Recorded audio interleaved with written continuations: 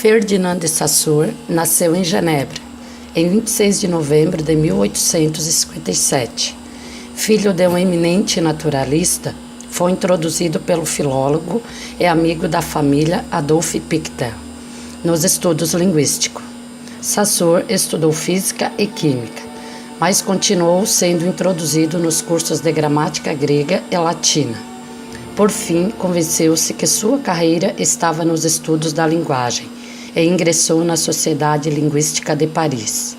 Aos 21 anos, publicou uma dissertação sobre o sistema primitivo das vogais nas línguas indo-europeias, a qual foi muito bem aceita. Seu pensamento exerceu grandes influências sobre o campo da teoria da literatura e dos estudos culturais. Saussure entendia a linguística como um ramo da ciência mais geral dos signos, que ele propôs que fosse chamada de semiologia. Noam Chomsky nasceu na cidade da Filadélfia, no estado da Pensilvânia, nos Estados Unidos. Filho de um estudioso do hebraico e professor William Chomsky, em 1945 começou a estudar filosofia e linguística na Universidade da Pensilvânia, reverenciado em âmbito acadêmico como o pai da linguística moderna. Também é uma das mais renomadas figuras no campo da filosofia analítica. Antes de receber seu doutoramento em linguística pela Universidade da Pensilvânia, em 1955, Chomsky realizou a maior parte da sua pesquisa nos 4 anos anteriores na Universidade de Harvard, como pesquisador assistente. Na sua tese de PhD, um trabalho de mais de 1000 páginas, desenvolveu a sua abordagem original, as ideias linguísticas, tendo um resumo sido publicado no seu livro de 1957, Estruturas Sintáticas. A recensião crítica desta obra por Robert Lees teve um papel fundamental na sua divulgação e reconhecimento como trabalho revolucionário. Logo depois de receber seu doutorado, Chomsky tornou-se publicamente muito empenhado no ativismo político e, a partir de 1964, protestou ativamente contra o envolvimento estadunidense na Guerra do Vietnã. Durante esse tempo, Chomsky continuou a pesquisar, a escrever e ensinar, contribuindo regularmente com novas propostas teóricas que virtualmente definiram os problemas e questões centrais da investigação linguística nos últimos 50 anos. Chomsky tornou-se publicamente muito empenhado no ativismo político e, a partir de 1964, protestou ativamente contra o envolvimento estadunidense na Guerra do Vietnã. Durante esse tempo, Chomsky continuou a pesquisar, a escrever e ensinar, contribuindo regularmente com novas propostas teóricas que virtualmente definiram os problemas e questões centrais da investigação linguística nos últimos 50 anos. Elementos da comunicação. Para que haja comunicação, alguns elementos são essenciais. Muitas vezes não os notamos, mas cada vez que estabelecemos contatos com alguém, de alguma forma eles estão presentes. Veja cada um e sua função. O emissor é aquele que emite, ou seja, que pronuncia ou envia uma mensagem. Também é chamado de remetente. O receptor é aquele que recebe a mensagem enviada pelo emissor. Como a mensagem é destinada a ele, também é chamado de destinatário, denominação comum em envelopes de correios. Mensagem é o conteúdo que é expedido, que é enviado. Código, o modo como a mensagem é transmitida. Pode ser pela escrita, fala ou gestos. Canal é a fonte de transmissão da mensagem, que vem pelos livros, revistas e jornais. Contexto, situação que envolve emissor e receptor. Agora temos como identificar cada um dos elementos nos mais variados atos comunicativos. É importante saber os elementos envolvidos na comunicação, pois dessa forma conseguimos saber, por exemplo, que tipo de linguagem o emissor está usando, conforme o canal utilizado ou que tipo de texto o emissor escolheu para falar de determinado contexto.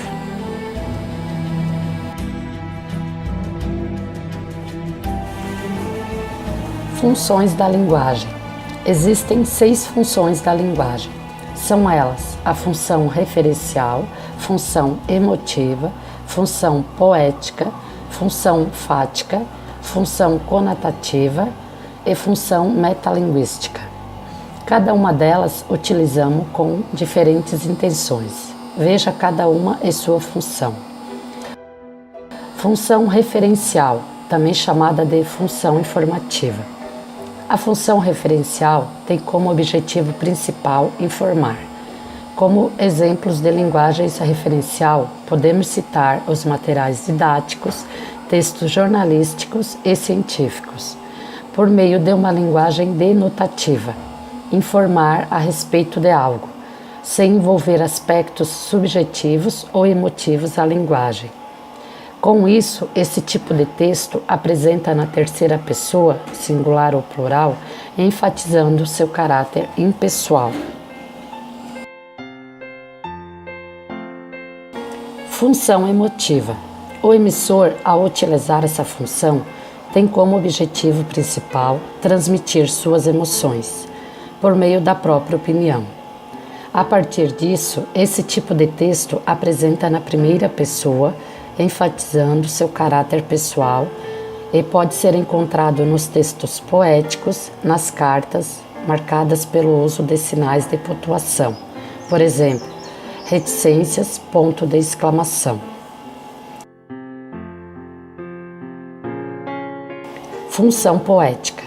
O emissor preocupa-se de que maneira a mensagem será transmitida, por meio da escolha das palavras, das expressões. Esse tipo de função aparece nos textos literários, na publicidade ou nas expressões cotidianas, em que há o uso frequente de metáforas, provérbios, trocadilhos e músicas. Função fática. O mais importante é a relação entre o emissor e o receptor da mensagem, muito utilizada nos diálogos, por exemplo, nas expressões de cumprimentos, saudações, discursos ao telefone.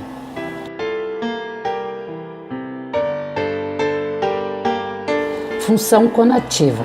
Tem o intuito de convencer o eleitor.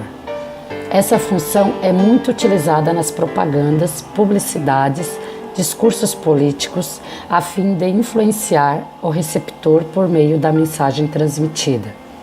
A partir disso, esse tipo de texto costuma se apresentar na segunda ou na terceira pessoa, com a presença de verbos no imperativo e o uso do vocativo. Função metalinguística. A linguagem que se refere-se a ela mesma. Por exemplo, um texto que descreve sobre a linguagem textual, um documentário cinematográfico que fala sobre a linguagem do cinema, dentre outros.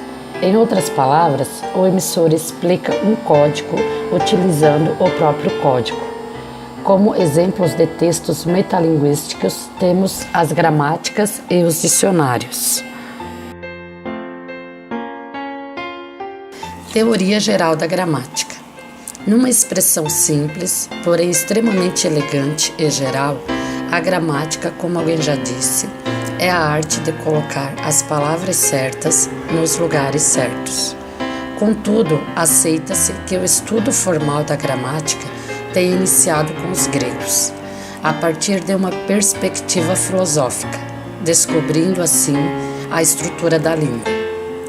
Dionísio, o Trácio, gramático grego, escreveu A Arte da Gramática, obra que serviu de base para as gramáticas grega, latina e de outras línguas europeias até o Renascimento. No século XVIII, iniciaram-se as comparações entre as várias línguas, europeias e asiáticas, trabalho que culminou com a afirmação de que a maioria das línguas provinha de uma única língua, a indo-europeias. Para Saussure, a língua é o sistema que sustenta qualquer idioma concreto, isto é, o que falam e entendem os membros de qualquer comunidade linguística, pois participam da gramática.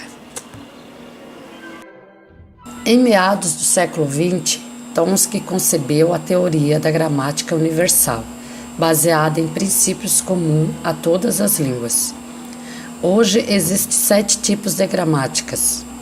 Estudos são elas: gramática reflexiva é o conhecimento que o falante tem do sistema da língua. Gramática explícita ou teórica é o conjunto dos estudos linguísticos que buscam explicitar suas estruturas, constituição e funcionamento. Gramática contrastiva, estudo com o objetivo de apontar diferenças e semelhanças entre estruturas linguísticas de gramáticas de línguas diferentes. Gramática geral, busca elaborar os princípios aos quais todas as línguas obedecem. Gramática universal, classifica os fatos linguísticos de que se observam e realizam universalmente. Gramática histórica tem como objetivo os estudos da origem e evolução de um idioma, desde o seu aparecimento até os dias atuais. São os estudos diacrônicos de uma língua. Gramática comparada faz análise comparativa da evolução nas mais diversas línguas, buscando pontos em comuns entre elas.